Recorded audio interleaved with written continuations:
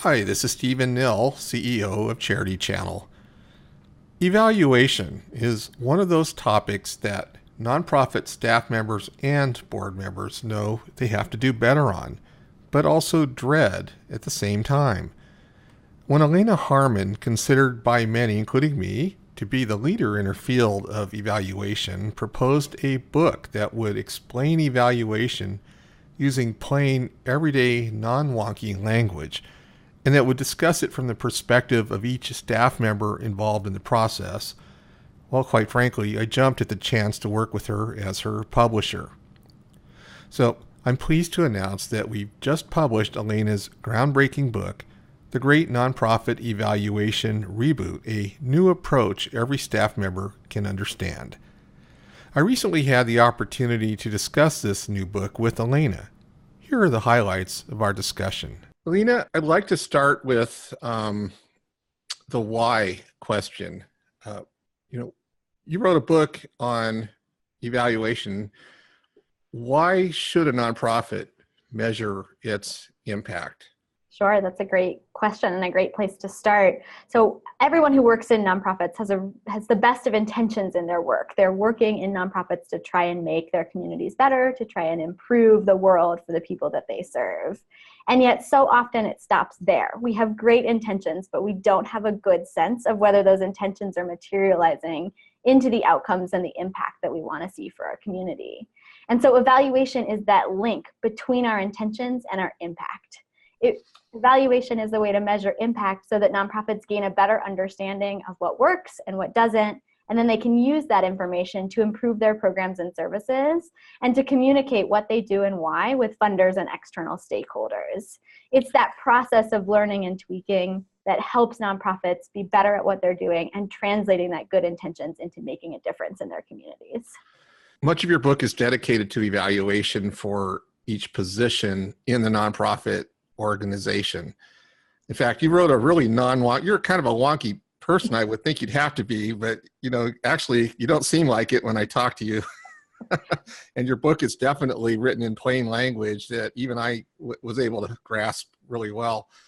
What do you hope each staff member takes away from the chapter written specifically for them from your book? Sure. So during my time in the evaluation field, one of the things that I've noticed is that we keep trying to make evaluation somebody's job. We keep trying to give it to one person to just deal with. And unfortunately, evaluation doesn't work like that. In many ways, it's similar to strategy. Strategy works best when it's a shared responsibility across the organization. And I think that that's true of evaluation too. And so my goal with this book is to really introduce each position within a nonprofit to evaluation in a way that resonates with them and in a way that speaks to their ability to engage productively in evaluation conversations. And so maybe it's the program staff or an evaluation employee who's really doing the evaluation and responsible for making sure it happens.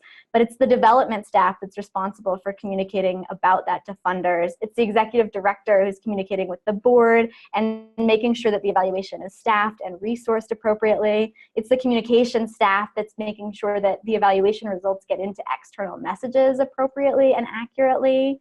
And so my hope with this book is that we can really re-engage every staff member in an organization in the evaluation process in the way that it makes sense for them. So you actually talk to each one of those roles in your book and from their perspective, help them figure this thing out and move forward with the evaluation, don't you?